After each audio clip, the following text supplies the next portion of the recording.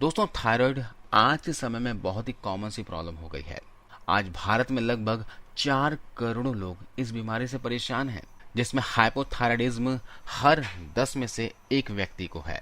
लेकिन बहुत से लोगों को इसके बारे में जानकारी नहीं होती कि उन्हें थायराइड है।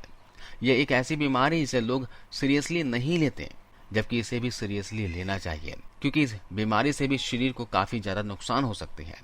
इस बीमारी को साइलेंट किलर भी माना जाता है। तो आज इस वीडियो में हम आपको बताएंगे कि थायराइड क्या है, थायराइड क्यों होता है और थायराइड होने से कौन कौन सी प्रॉब्लम हो सकती है। इसके अलावा हम थायराइड के आयुर्वेदिक इलाज बताएंगे, घरेलू इलाज बताएंगे, जिससे आप थायराइड का घर पर ही इलाज कर सकते हो।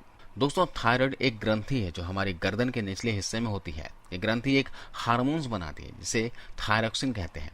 ये हार्मोन्स हमारे शरीर में बहुत ही इंपॉर्टेंट काम करता है, जैसे कि मेटाबॉलिज्म को कंट्रोल करना, यानी कि डाइजेशन सिस्टम को कंट्रोल करना, बॉडी की एनर्जी को कंट्रोल करना, शरीर में प्रोटीन के प्रोडक्शन को कंट्रोल करना और दूसरे हार्मोन्स के प्रति संवेदनशीलता को कंट्रोल करना। ये हार्मोन्स हमारे शरीर की सभी हिस्सों पर अपना असर डालता है, जैसे कि हार्ट, लीवर, किडनी। हमारे शरीर का कोई भी हिस्सा इससे अछूता नहीं है। इस प्रकार ये हमारी बॉडी के लिए एक बहुत ही महत्वपूर्ण हार्मोन है। थायराइड 2 प्रकार का होता है। एक है हाइपरथायराइडिज्म। इस कंडीशन में थायराइड ग्रंथि जरूरत से ज्यादा मात्रा में हार्मोन को पैदा करती है। और दूसरा है हाइपोथायराइडिज्म। इस कंडीशन में थायराइड ग्रंथि जरूरत से कम हार्मोन्स पैदा करती है। अगर थायराइड का इलाज ना किया जाए तो बॉडी को नुकसान होता है। सबसे पहला नुकसान तो ये होता है कि शरीर की इम्यूनिटी वीक हो जाती है, यानी कि शरीर की रोगों से लड़ने की क्षमता कम हो जाती है, जिसके कारण शरीर को और बहुत सी बीमारियों का खतरा पैदा हो जाता है। इसके अलावा थोड़ा सा काम करने पर ही थकान महसूस होने लगती है। व्यक्ति डिप्रेशन का शिकार हो सकता है, याददाश्त कमजोर होने लगती है और ज्वाइंट पेन यानी कि जोड़ों में दर्द की प्रॉब्लम भी हो जाती है। इसके अलावा शरीर में कैल्शियम की कमी हो जाती है, जिसकी वजह से हड्डियां कमजोर हो जाती हैं, दिल की धड़कन अनियमित हो जाती है और व्यक्ति को बहुत अधिक नींद आती है। इसके अलावा और भी बहुत सारी प्रॉब्लम्स होने लगते हैं, जैसे कि व्यक्ति को कब्ज रहने लगती है, बाल झड़ने लगते हैं, हेयर फॉल होने लगते हैं, हाथ पैर ठंडे रहते हैं, स्किन ड्राई हो जाती है, यानी त्वचा में रूखापन आ जाता है और व्यक्ति को अक्सर जुकाम रहने की शिकायत भी हो जाती है। तो क्या आपने ये सोचा है कि आखिरकार ये गले की बीमारी किस वजह से होती है? नहीं ना, शायद इसी कारण लोग इससे अपनी रक्षा नहीं कर पाते हैं।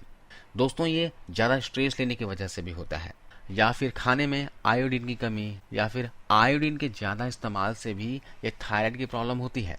दवाओं के साइड इफ़ेक्ट्स के अलावा अगर परिवार में किसी को पहले से थायराइड की समस्या है तो भी इसे होने की संभावना ज़्यादा रहती है।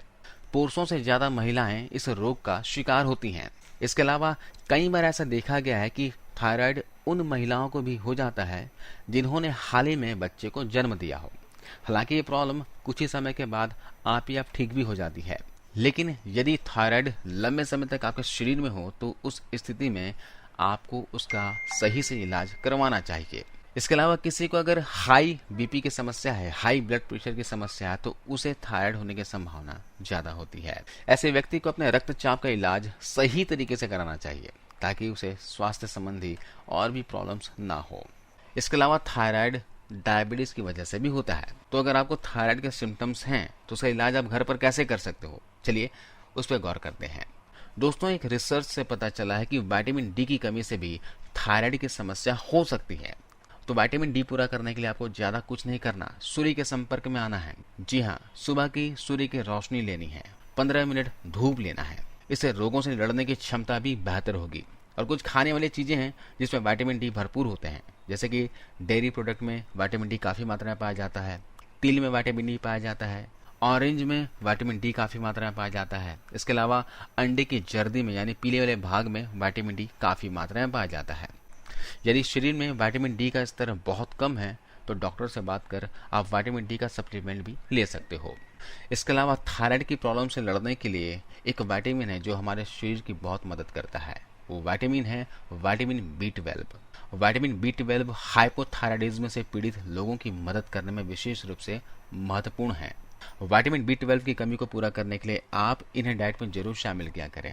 अगर आप नॉन वेजिटेरियन हैं तो अंडे, मांस, मछली का सेवन किया करें। अगर आप वेजिटेरियन हैं तो दूध और दूध से बनी चीज़ों का सेवन किया करें, क्योंकि विटामिन B12 सिर्फ मांस, मटन, मछली में मिलता है या फिर डेयरी प्रोडक्ट में मिलता है।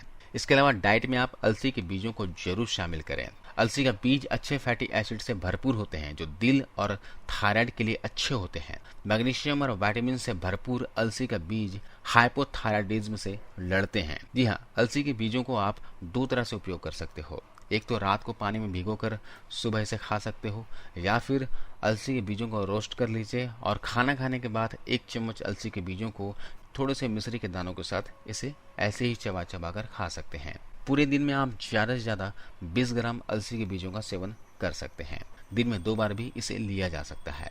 इसके अलावा आयुर्वेदिक उपाय बताता हूँ जिससे आपको रेगुलर करना है और रेगुलर 1 महीने तक आपको इसका इस्तेमाल करना है, जिससे आपको बहुत फायदा मिलेगा। 1 चम्मच मेथी दाना और 1 चम्मच त्रिफला का चूर्ण रात में 1 गिलास गर्म पानी में भिगो दें और सुबह उठते ही पानी पी लें और बाकी सब चबा चबा कर खा लें। ऐसा आप लगातार 1 महीना कीजिए। 1 महीने के अंदर ही आपकी जो थायराइड की प्रॉब्लम है वो जड़ से खत्म हो जाएगी। आपका थायराइड कंट्रोल में आ जाएगा। इसके अलावा थायराइड के केस में धनिया पत्ते की चटनी बनाकर गुनगुने पानी में मिलाकर पी जाइए।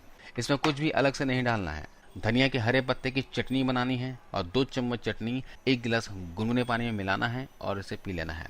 इसे आप दोपहर के खाना खाने के 40 मिनट पहले ले सकते हो या फिर खाना खाने के 1 घंटे के बाद ले सकते हो। इसके अलावा अगर आपके पास हरा धनिया नहीं है तो सूखा धनिया आप इस्तेमाल में ला सकते हो। 2 चम्मच सूखे धनिया को रात को थोड़े से पानी में भिगो कर रख दें और सुबह उस धनिया को पीसकर चटनी बना लें और उस चटनी को 1 गिलास गुनगुने पानी में मिलाकर दिन भर में 1 बार पीना है।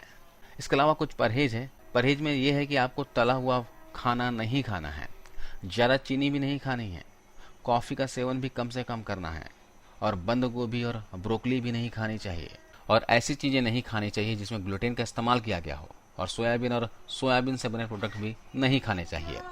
दोस्तों, 30 साल क्रॉस करने के बाद हर व्यक्ति को साल में 1 बार अपना ब्लड टेस्ट जरूर करवाना चाहिए और अगर उसमें थायराइड की प्रॉब्लम नजर आती हो तो इसका इलाज समय पर करवाना चाहिए, नहीं तो हेल्थ से रिलेटेड कई प्रॉब्लम्स हो सकती है। तो आज इस वीडियो में बस इतना ही दोस्तों। वीडियो जानकारी कैसे लगी हमें कमेंट्स कर बताना और ज़्यादा से जरूर वीडियो को लाइक करते हुए जाना। आपको इस वीडियो को देखने के लिए बहुत बहुत धन्यवाद।